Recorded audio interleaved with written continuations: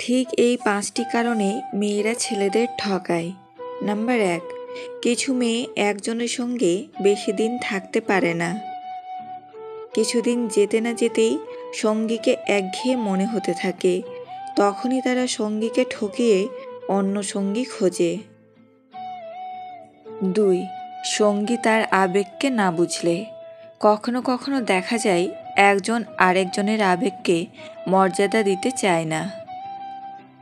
তখনই মেয়েরা পুরনো সঙ্গীকে ঠকিয়ে নতুন এমন একজনের সঙ্গে সম্পর্ক তৈরি করতে চায় যে তার আবেগকে বুঝবে, তাকে সম্মান দেবে। 3, যৌন সম্পর্কে সুখী না হলে। স্বামী স্ত্রী বা প্রেমিক প্রেমিকা একে অপরের থেকে তৃপ্তি পেতে চায়। অনেক ক্ষেত্রেই দেখা যায় স্ত্রী বা প্রেমিকা যতটা সুখ চাইছে, স্বামী বা প্রেমিক তা পূরণ করতে পারছে না। তখনই মেয়েরা এমন কারো সঙ্গে সম্পর্কে লিপ্ত হয় যে তাকে তৃপ্তি দিতে পারে। 4, প্রতিশোধ নিতে। সঙ্গী যদি আগে তার সঙ্গে বিশ্বাসঘাতকতা করে থাকে, সেই বিশ্বাসঘাতকতার প্রতিশোধ নিতে সেও তখন সঙ্গীকে ঠকায়। 5, সম্পর্কে সুখী না হলে।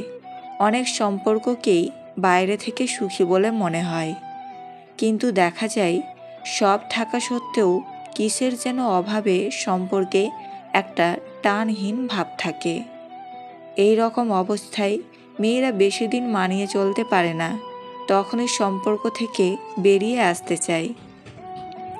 মেয়েদের নাম এস এবং পি দিয়ে বেশি হয়, তাই যেই মেয়েরা এমন ঠকায় তাদের বেশিরভাগ নাম এস এবং পি দিয়ে এসে যায়। কিন্তু সব মেয়ে সমান হয় না। এই পৃথিবীতে ভাইরাস ছাড়াও আরও 2টি রোগ আছে, অর্থ আর স্বার্থ। অর্থ থাকলে সবাই আছে, আর স্বার্থ ফুরালে কেউ নেই। মেয়েদের হাসি খুব সুন্দর, কারণ তারা মন থেকে খুশি না হলে হাসে না। আর ছেলেদের কান্না খুব দুঃখের, কারণ তারা খুব বেশি কষ্ট না পেলে কাঁদে না। নারীর বয়স আর পুরুষের ইনকাম কখনো জিজ্ঞেস করতে নেই। এর সবচেয়ে বড় কারণ বোধ হয় এটাই, নারী কখনো নিজের জন্য বাঁচে না, আর পুরুষ কখনো নিজের জন্য খাটে না। বিয়ের পর স্বামী যদি স্ত্রীর কাছাকাছি থাকে, তাহলে স্ত্রী খুব কমই অসুস্থ হয়, কেননা স্বামীর সংস্পর্শে স্ত্রী সুস্থ থাকে। এই 4 ধরনের নারী যে কোনো পুরুষকে শরীর দিতে তাড়াতাড়ি রাজি হয়ে যায়। 1, যে নারী খোলামেলা পোশাক পরে বাইরে ঘুরতে বেশি পছন্দ করে।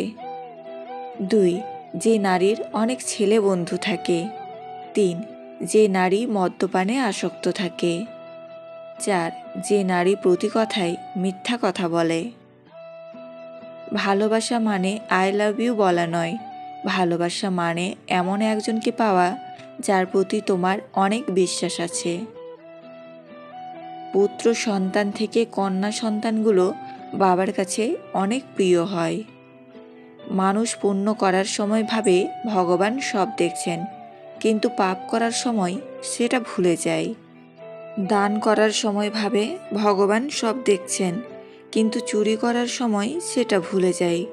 কারোর সেবা করার সময় ভাবে ভগবান সবার মধ্যে আছেন, কিন্তু কাউকে আঘাত করার সময় সেটা ভুলে যায়।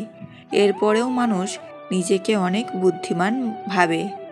যদি কখনো বুঝতে পারেন কেউ আপনাকে এড়িয়ে চলছে, তবে তাকে আর বিরক্ত না করাই ভালো। গভীর রাতে সবাই প্রিয় মানুষটির সাথে চ্যাটিং করে না। কেউ কেউ এমনও আছে যে পুরনো SMS-গুলো দেখে আর ভাবে মানুষ কত সুন্দরভাবে মিথ্যা কথা বলতে পারে। অতীত শেখায়, বর্তমান কাঁদায় এবং ভবিষ্যৎ বেঁচে থাকার স্বপ্ন দেখায়।